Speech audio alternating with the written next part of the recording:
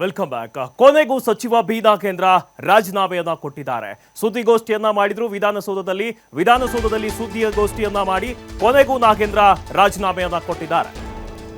ಸಚಿವ ಸ್ಥಾನಕ್ಕೆ ಕೊನೆಗೂ ಬಿ ನಾಗೇಂದ್ರ ರಾಜೀನಾಮೆಯನ್ನ ಕೊಟ್ಟಿದ್ದಾರೆ. ಡಿಕೆ ಶಿವಕುಮಾರ್ ಸಂಪುಟದ ಮೊದಲ ವಿಕೆಟ್ ಪತನ ಆಗಿದೆ.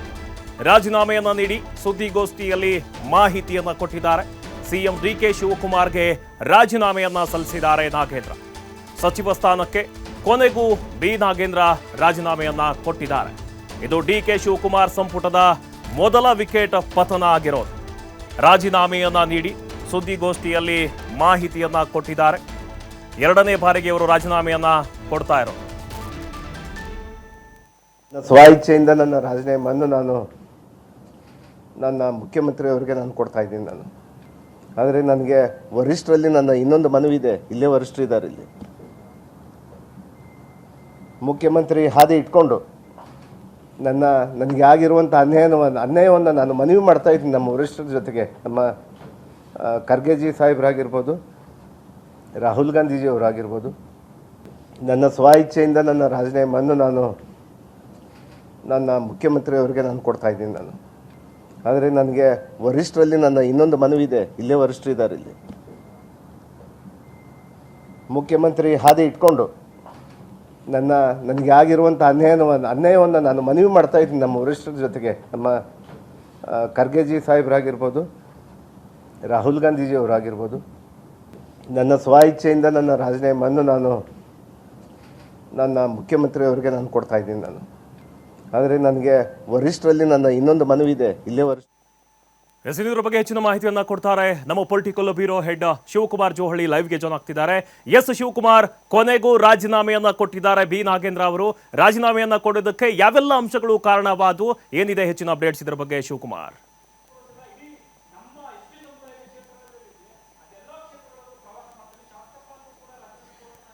ಮಲ್ಲಿಕಾರ್ಜುನ್, ಕೊನೆಗೂ ಕೂಡ ನಾಗೇಂದ್ರ ಅವರು ತಮ್ಮ ಸಚಿವ ಸ್ಥಾನಕ್ಕೆ ರಾಜೀನಾಮೆಯನ್ನು ಕೊಟ್ಟಿದ್ದಾರೆ. ಅದರ ಜೊತೆಗೆ ಹೈಕಮಾಂಡ್ಗೆ ನಾನು ಮನವಿಯನ್ನು ಮಾಡ್ತೇನೆ, ನನ್ನ ಶಾಸಕ ಸ್ಥಾನಕ್ಕೂ ಕೂಡ ನಾನು ರಾಜೀನಾಮೆಯನ್ನು ಕೊಡ್ತೇನೆ ಅನ್ನುವಂಥ ಹೇಳಿಕೆಯನ್ನು ಕೊಟ್ಟಿದ್ದಾರೆ. ಅಂದರೆ ಎರಡೂ ಸ್ಥಾನಗಳಿಗೆ ನಾನು ಕೊಡ್ತೇನೆ, ಅಕ್ಸೆಪ್ಟ್ ಮಾಡೋದು ಬಿಡೋದು ನಿಮಗೆ ಸೇರಿದ್ದು ಅನ್ನುವಂಥ ಮಾತು ಅವರ ಅರ್ಥದಲ್ಲಿತ್ತು. ಈಗ ಅಧಿಕೃತವಾಗಿ ಸಚಿವ ಸ್ಥಾನಕ್ಕೆ ಅವರು ರಾಜೀನಾಮೆಯನ್ನು ಘೋಷಣೆ ಮಾಡಿರೋದ್ರಿಂದ ಸಹಜವಾಗಿ ಸಾಕಷ್ಟು ಚರ್ಚೆಗಳು ಈಗ ಶುರುವಾಗತ್ತೆ.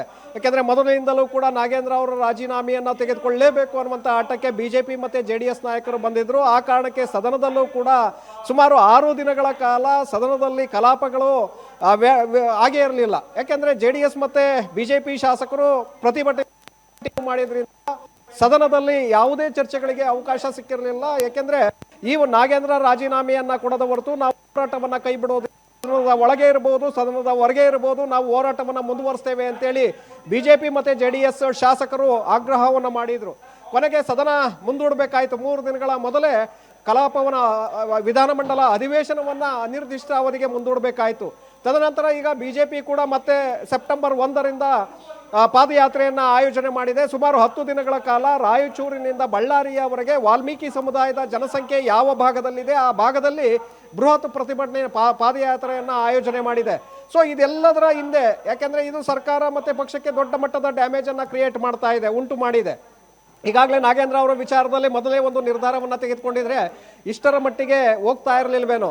ಯಾವಾಗ ಸರ್ಕಾರ ಕೂಡ ಹಿಂದೇಟನ್ನು ಆಗ್ತಾ ಬಂತು, ನೋಡೋಣ ಅನ್ನುವಂಥ ನಿಟ್ಟಿನಲ್ಲಿ ಹಿಂದೇಟನ್ನು ಆಗ್ತಾ ಬಂತು. ಇದು ದೊಡ್ಡ ಮಟ್ಟದ ಡ್ಯಾಮೇಜ್ಗೂ ಕೂಡ ಕಾರಣ ಆಯಿತು. ಅಂತಿಮವಾಗಿ ಹೈಕಮಾಂಡ್ ನಾಯಕರನ್ನ ಮುಖ್ಯಮಂತ್ರಿಗಳು ಭೇಟಿಯನ್ನು ಮಾಡ್ತಾರೆ, ರಾಹುಲ್ ಗಾಂಧಿ ಅವರನ್ನು ಭೇಟಿ ಮಾಡ್ತಾರೆ. ರಾಹುಲ್ ಗಾಂಧಿ ಅವರ ಬಳಿ ನಾಗೇಂದ್ರ ಅವರ ವಿಚಾರವನ್ನು ಪ್ರಸ್ತಾಪ ಮಾಡ್ತಾರೆ. ಹಾಗೆ ಸಂಪುಟದಲ್ಲಿ ನಾವು ಅವರ ರಾಜೀನಾಮೆಯನ್ನು ತೆಗೆದುಕೊಂಡ್ರೆ ಆಗಬಹುದಾದಂಥ ಮುಂದಿನ ಅನಾಹುತಗಳೇನು ಮತ್ತು ರಾಜೀನಾಮೆ ಪಡೆಯದಿದ್ದರೆ ಆಗುವಂತಹ ಸಂಕಷ್ಟಗಳೇನು, ಇದೆಲ್ಲದರ ಬಗ್ಗೆ ಕೂಡ ಅವರು ಲೆಕ್ಕಾಚಾರವನ್ನು ಹಾಕಿ ಅಭಿಪ್ರಾಯವನ್ನು ರಾಹುಲ್ ಗಾಂಧಿ ಅವರ ಮುಂದೆ ಇಡ್ತಾರೆ. ರಾಹುಲ್ ಗಾಂಧಿ ಕೂಡ ಒಂದು ಕಡೆ ನಾಗೇಂದ್ರ ಅವರ ರಾಜೀನಾಮೆಯನ್ನು ಪಡೆಯೋದಕ್ಕೆ ಹಿಂದೇಟನ್ನು ಹಾಕ್ತಾರೆ.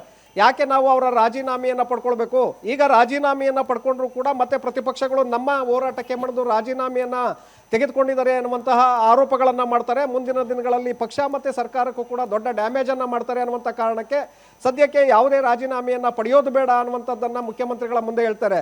ಆದರೆ ಅಂತಿಮವಾಗಿ ಮುಖ್ಯಮಂತ್ರಿಗಳು ಆ ಕಡೆ ರಾಹುಲ್ ಗಾಂಧಿ ಅವರ ಮನವೊಲಿಸ್ತಾರೆ. ಹಾಗೆ ನಾಗೇಂದ್ರ ಅವರು ಸುರ್ಜೇವಾಲಾ ಅವರನ್ನ ಭೇಟಿ ಮಾಡ್ತಾರೆ. ಸುರ್ಜೇವಾಲಾ ಅವರನ್ನ ಭೇಟಿ ಮಾಡಿದಂಥ ಸಂದರ್ಭದಲ್ಲಿ ಈ ರಾಜೀನಾಮೆಯ ವಿಚಾರ ಅಂತಿಮ ಘಟ್ಟಕ್ಕೆ ಬರುತ್ತೆ. ಹಾಗಾಗಿ ಪಕ್ಷ ಮತ್ತೆ ಸರ್ಕಾರವನ್ನ ಹಿತದೃಷ್ಟಿಯಲ್ಲಿ ಇಟ್ಕೊಂಡು ನೀವೇ ನಿರ್ಧಾರವನ್ನ ತೆಗೆದುಕೊಳ್ಳಿ ಅಂತೇಳಿ ನಾಗೇಂದ್ರ ಅವ್ರಿಗೆ ಸುರ್ಜೇವಾಲಾ ಅವರು ಬಿಡ್ತಾರೆ. ಸೊ ಹಾಗಾಗಿ ಅಂತಿಮವಾಗಿ ಇವತ್ತು ನಾಗೇಂದ್ರ ಅವರು ಈಗ ವಿಧಾನಸೌಧದಲ್ಲಿ ಸುದ್ದಿಗೋಷ್ಠಿಯನ್ನ ಮಾಡ್ತಾರೆ.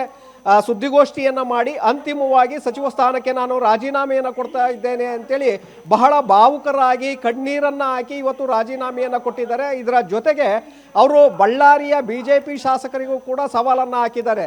ನಾನು ನನ್ನ ಸಚಿವ ಸ್ಥಾನಕ್ಕೆ ಇವತ್ತು ನೈತಿಕ ಹೊಣೆಯನ್ನು ನೈತಿಕವಾಗಿ ನಾನೇ ಸ್ವಇಚ್ಛೆಯಿಂದ ಈ ಒಂದು ರಾಜೀನಾಮೆಯನ್ನು ಕೊಡ್ತಾ ಇದ್ದೇನೆ. ಶಾಸಕ ಸ್ಥಾನಕ್ಕೂ ಕೂಡ ನಾನು ನಮ್ಮ ವರಿಷ್ಠರಿಗೆ ಮನವಿಯನ್ನು ಮಾಡ್ತೇನೆ. ಶಾಸಕ ಸ್ಥಾನಕ್ಕೂ ಕೂಡ ನಾನು ರಾಜೀನಾಮೆಯನ್ನು ಕೊಡ್ತೇನೆ. ಬಳ್ಳಾರಿಯಲ್ಲಿ ಬನ್ನಿ, ನೀವು ನಮ್ಮ ಮುಗ್ಧ ಜನರನ್ನ, ವಾಲ್ಮೀಕಿ ಸಮುದಾಯದ ಜನರನ್ನ ಇವತ್ತು ನೀವು ಡೈವರ್ಟ್ ಮಾಡ್ತಾ ಇದ್ದೀರಿ, ಅವರ ಮನಸ್ಸನ್ನು ಕೆಡಿಸ್ತಾ ಇದ್ದೀರಿ, ಹಾಳು ಮಾಡ್ತಾ ಇದ್ದೀರಿ.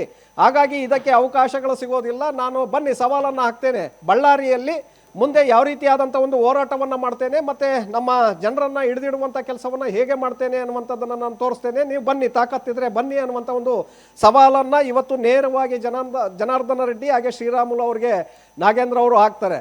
ಸೊ ಹಾಗಾಗಿ ಈಗ ಸಚಿವ ಸ್ಥಾನಕ್ಕೆ ರಾಜೀನಾಮೆಯನ್ನು ಅಧಿಕೃತವಾಗಿ ಘೋಷಣೆ ಮಾಡಿದ್ದಾರೆ. ಶಾಸಕ ಸ್ಥಾನಕ್ಕೂ ಕೂಡ ನಾನು ಕೊಡ್ತೇನೆ ಅಂತ ಹೇಳಿದ್ದಾರೆ. ಅದನ್ನು ಅಕ್ಸೆಪ್ಟ್ ಮಾಡೋದು ಬಿಡೋದು ಅದು ವರಿಷ್ಠರಿಗೆ ಬಿಟ್ಟದ್ದು. ತದನಂತರ ಬಳ್ಳಾರಿಯಲ್ಲಿ ಈಗ ಮುಂದಿನ ದಿನಗಳಲ್ಲಿ ನಾಗೇಂದ್ರ ಅವರು ಕೂಡ ವಾಲ್ಮೀಕಿ ಸಮುದಾಯವನ್ನು ಗುರಿಯಾಗಿಟ್ಟುಕೊಂಡೆ, ಗದಗ ಇರ್ಬೋದು, ರಾಯಚೂರು ಇರ್ಬೋದು, ಈ ಭಾಗದಲ್ಲಿ ಹೆಚ್ಚಿನ ಪ್ರಮಾಣದಲ್ಲಿದೆ, ಚಿತ್ರದುರ್ಗ ಸೇರಿದಂತೆ. ಸೊ ಆ ಭಾಗದಲ್ಲಿ ನಾನು ಕೂಡ ಮತ್ತಷ್ಟು ಹೋರಾಟಗಳನ್ನು ರೂಪಿಸ್ತೇನೆ ಅನ್ನುವಂಥ ಮಾತನ್ನು ಅವರು ಹೇಳಿದ್ದಾರೆ. ಹಾಗಾಗಿ ಬಳ್ಳಾರಿಯಲ್ಲಿ ಮತ್ತೆ ಬಳ್ಳಾರಿಯ ರಿಪಬ್ಲಿಕ್ ಅಂತೇಳಿ ಏನು ಹಿಂದೆ ಚರ್ಚೆ ಆಗ್ತಾ ಇತ್ತು ದೊಡ್ಡ ಮಟ್ಟದಲ್ಲಿ, ಈಗ ಅಲ್ಲಿ ಬಿಜೆಪಿ ವರ್ಸಸ್ ಕಾಂಗ್ರೆಸ್ ಶಾಸಕರ ನಡುವೆ ಮುಂದಿನ ದಿನಗಳಲ್ಲಿ ದೊಡ್ಡ ಮಟ್ಟದ ಗದ್ದಲ, ಘರ್ಷಣೆಗಳು ಉಂಟಾಗುವಂತಹ ಸಾಧ್ಯತೆಗಳು ಕೂಡ ಇದೆ ನಾಗೇಂದ್ರ ಅವರ ರಾಜೀನಾಮೆಯ ನಂತರದಲ್ಲಿ. ಸೊ ಹಾಗಾಗಿ ಮುಂದಿನ ಬೆಳವಣಿಗೆಗಳು ಏನಾಗುತ್ತೆ ಅನ್ನುವಂಥದ್ದು ನೋಡಬೇಕಾಗತ್ತೆ. ಮತ್ತೆ ಸರ್ಕಾರದಲ್ಲೂ ಕೂಡ ಅಸಮಾಧಾನಗಳು, ಪಕ್ಷದಲ್ಲೂ ಕೂಡ ಅಸಮಾಧಾನಗಳು ಶುರುವಾಗುವಂಥ ಸಾಧ್ಯತೆಗಳು ಕೂಡ ಇದೆ. ಮಲ್ಲಿಕಾರ್ಜುನ್, ಥ್ಯಾಂಕ್ ಯು ಶಿವಕುಮಾರ್, ತಮ್ಮೆಲ್ಲ ಮಾಹಿತಿಗಾಗಿ.